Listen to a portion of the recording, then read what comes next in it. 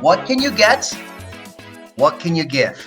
These are the two questions you need to have an answer for. So that when you show up at a virtual conference, which is now what we're going to talk about the second part, which is what do you do during, you've got a clear objective and a goal. So even here on this platform, you can see that against everybody's name, if you click into the name, you can see their interests. And this is a good way to see who you can start a conversation with. So what you do during a conference is broken down into a few top tips. First, I would highly recommend that you have a strong opener.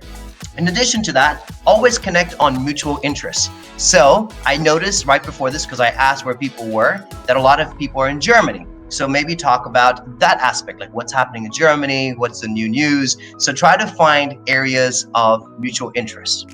And then the most important thing, talk less, ask more questions. A lot of people think that connecting, networking, pitching is about you doing the talking. It's always better to ask questions because people love people who are interested in them. So if you show that you're interested in them, if you're trying to make a connection by asking questions, genuine curiosity, then they will like you.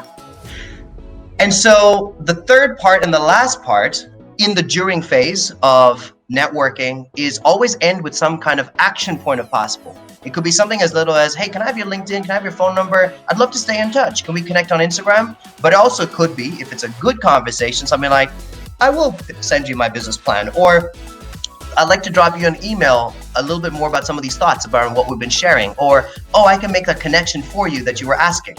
So always have an action point, which then brings me to my final stage, which is post-networking. This is the one that most people drop the ball. They bring the energy, they bring the hype, they bring all the power to the networking, and right after that, they go back to their emails, they go back to their notifications, they go back to whatever they were thinking about before, and they totally forget the follow-up. The most important part after all of this is follow-up. Send an email and saying, it was so nice to connect with you at the #virtual lunch. I hope to see you next week at the next one.